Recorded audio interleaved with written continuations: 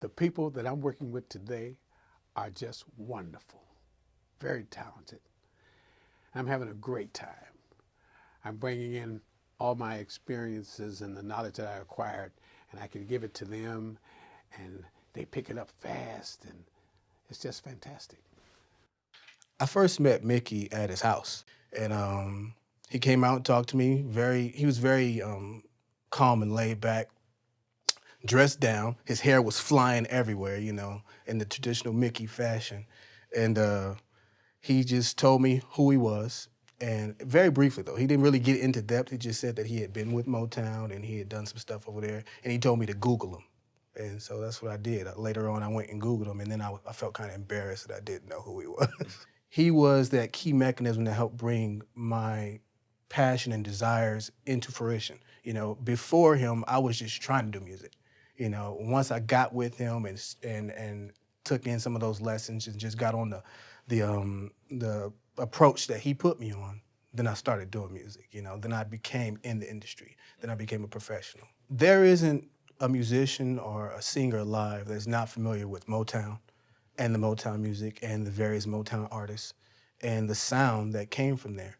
And so when you think about it like that, and then you go back and say, well, he is the one. He was so impactful in helping to create and design that sound, which went on to then influence so many different artists and producers and writers down the lines, and it's just a chain reaction from, artists and producers and writers of the 70s to the 80s to the 90s to the 2000s and to today.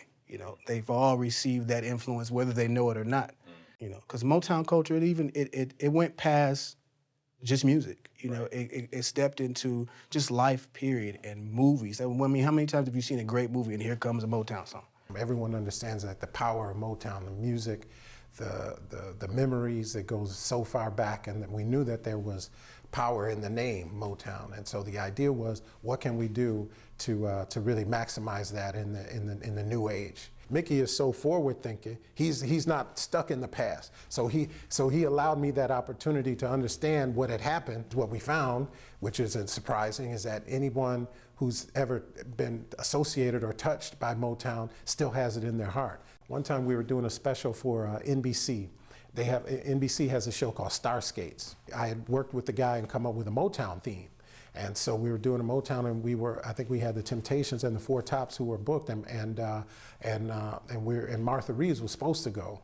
And so next thing you know, Martha's backing out at the last minute. All of a sudden I get the phone call, this thing is breaking up. And I said, Mick, I don't know what to do. Martha is about, he said, hold on, let me give it. Next thing you know, we're on a three-way with Martha, what's going on? Listen, I need you to do, he cleared everything up and went on like without a hitch. So there was this one time where Mickey had been solicited to write some contemporary music for a play that was being done on Motown overseas in Berlin. And he wrote some stuff, and then he came to me and said, I want you to, tweak the song, modernize it a little bit. I got the base of what I want, but I want you to put your influence on there. And so I did that, and that was that. He's like, I said, what is it for? He said, oh, it's for a play or a celebration of 50 years Motown music in Germany. I said, okay. I went on vacation. It was the holidays, Christmas, whatever. I think that was probably about December 15th, maybe. So I'm out on vacation. I'm staying till like New Year's. I get a call on December 30th or 31st, one or the other. Mickey's like, okay, how fast can you be ready to go to Berlin? I said, excuse me? He's like, oh man, they love the song that we did. They want us to come out there and perform it and sing it on stage. How fast can you be ready? I was like, well, when you want me to be ready? How about tomorrow? I was like, well, book the flight. So you just gotta be ready to drop it all and go. Now I'm halfway across the world singing this song that I thought I was done with when I wrote it or helped him write it. He didn't tell me that I was gonna be involved in performing it or any theatrical parts. Next thing you know, I'm singing backgrounds for people, I'm leading, I'm narrating certain things, certain moments. There's some magic that happens when you mix 50 years of history and work with the creative hearts and souls of young kids like I did with Justin Holly and the Motown song. Oh man. Motown music makes you clap your hands, makes you snap your fingers, makes you get up and dance, dance.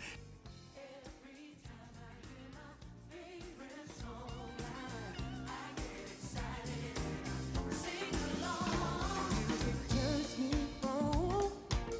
That Motown music really turns me on.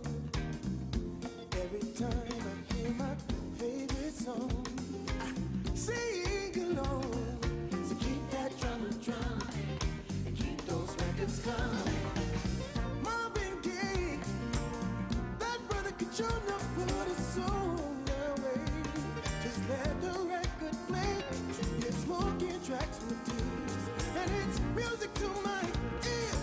Ooh, baby, baby, you drive me crazy. Sing songs of yesterday. Motown music makes you clap your hands, makes you snap your fingers, makes you get up and dance. Every time I hear my favorite song, I get excited and sing along. Stevie Wonder, wow. His music took you to a higher ground. Remember feeling kinda alright, uptight. For once in my life, I signed to the living and more. It's such a feeling I adore. Help me, y'all. Motown music makes you clap your hands, makes you snap your fingers, makes you get up and dance. Every time I hear my favorite song, I get excited and sing along. Roll for me now.